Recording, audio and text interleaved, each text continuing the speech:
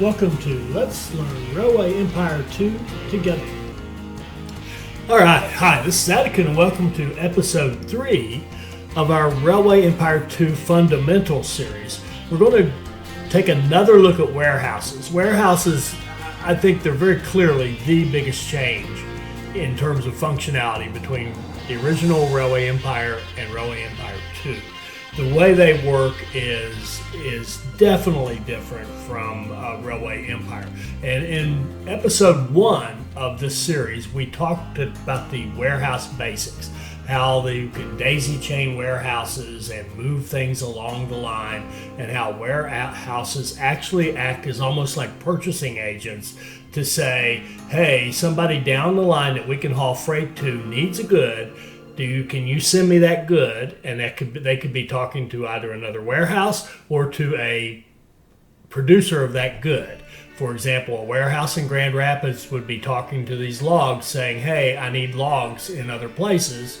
Can you bring me logs? And sure enough, the producer will generate logs and earmark them for where they're supposed to go, and they will be routed through your system, maybe through a chain of warehouses, maybe directly.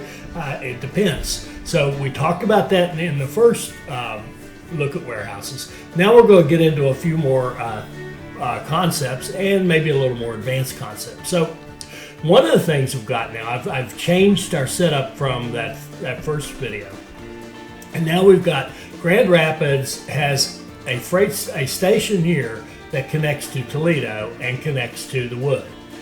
It has another station in London that connects, another station in Grand Rapids that connects to London directly. And what we see here now is this is very interesting. We have the need for all these things that we've set up, the corn and the sugar and the grain and what have you, that are coming in here and coming into Grand Rapids, into being kind of controlled by this warehouse. And remember, the goods will come first to Grand Rapids, then excess will move on down the line through the warehouse system to go to other cities. So here you can see we've got stuff coming in, and if we were to go up here and look at these trains right here, you can see that there's sugar for Grand Rapids, sugar for London, sugar for Toledo. See that? Now that's interesting, isn't it? Because if you look at this, the sugar comes through here and through this into Grand Rapids. So we can see how it could easily go to London. But how's it getting to Toledo? Well, that's the next concept we want to talk about. We have a warehouse over here on the on the other freight station that also has those things marked. And what's happening is that they're coming in to this one, but they're actually going to transfer within the city to this station over here, and we're able to continue to bring them down, and we can bring those goods.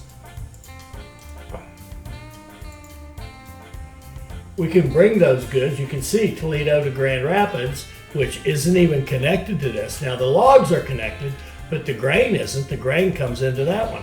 So it's getting grain and corn as transfers over here. And similarly, we can be taking wood back to Jackson Stop, through Jackson Stop to go to London, because London consumes the logs, but they're being transferred from this warehouse where the logs come in over to that warehouse and then going on down the line.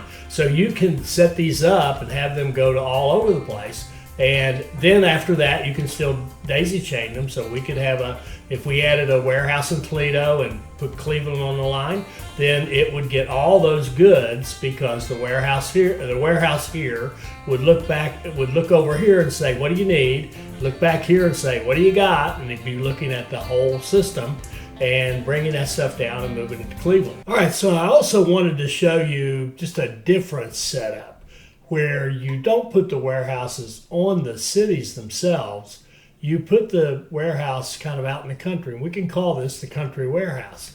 So in this case, we've got it attached to the grain here. So this right here is our main warehouse. And notice it produces grain, and these little white look like houses. Those are the warehouses, saying there's a warehouse functionality to do corn and logs and sugar and fruit. By the way, if you're in track construction mode, those things pop up for you. So you can see Grand Rapids is producing beer, has grown and put in a clothing industry, a fashion industry, I think they're called.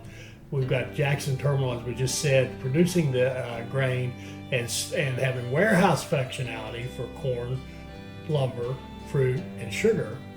And then we've got, our sugar and corn and fruit, and from down here, logs going to that warehouse. And then over here you can see London produces the cloth. But we've got lines coming out of this warehouse that are going to each of our cities to distribute those goods. So as long as we have a freight delivery capability to a city, and we have the warehouse setting here and then connected to a source, so in this case like the lumber, we're connected to this lumber, it comes in here to the warehouse functionality, and the warehouse looks out on the line and looks at all the freight lines it has going out, which would be London and Toledo and London, Toledo, and Grand Rapids, and says, okay, anybody need lumber? Oh, you do? Okay, Mr. Lumber Producer, bring him some lumber for that city. And that goes on and on for all of these. And then I have, in this particular case, this is just one way to do it, I have lines set up with point-to-point connections.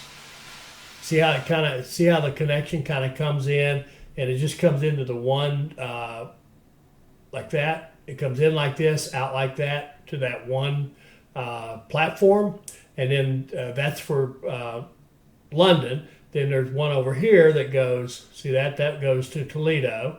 There's one over here, it goes to Chicago, in and out. And then over here, we've got these last two are actually with kind of your traditional gridiron, because they are just drop-off points for the corn and sugar coming from up north, the fruit coming from the west, and the logs coming from the south. So this is a very busy terminal, right? Very busy station, but it can handle it easily.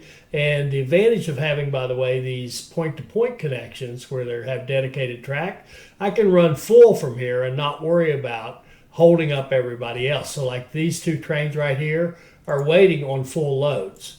Their line is actually set up. This one happens to be going to Toledo, but the line is set up to run out of a specific track and always be full. So whatever Toledo needs, it will gather up a full load and take it, so we don't have so many trains flying all over the place all the time, creating traffic with a bunch of little empty trains. And you can see here, we've got trains queuing up to come back to take their turn. So what this tells me, with one waiting, that to me is a good sign. If I have one waiting, then I know I'm going to constantly be keeping a flow. I always have enough trains to keep the goods flowing. But at the same time, I don't have too many. In this case right here, I probably have too many because I've got this Chicago line with two trains queued up, and that probably is too many. But then again, as these cities grow, they will need more and more goods, and stuff will be coming out of here faster and faster. So that's kind of another way to do it. Now, why would you do this? Because by moving your warehousing out into the country, you free up those precious spots on your stations here to put what you need. So I've got maintenance here, but now I've got a spot free, and I can put a post office and get more revenue from mail that comes in. I could put a restaurant or a market or whatever that I wanted to put on that station to promote more revenue, maintenance, faster dispatch, whatever. Speaking of dispatch, if you're going to have a setup like this, I would recommend something like the warehouse. Of course, you have to have that, and a dispatch hall, because the dispatch hall shortens wait times by 20%, which means that when these things are in here going, as soon as they're ready to go, they're going out much faster. So they're unloading faster, they're loading faster. It just improves the flow in there.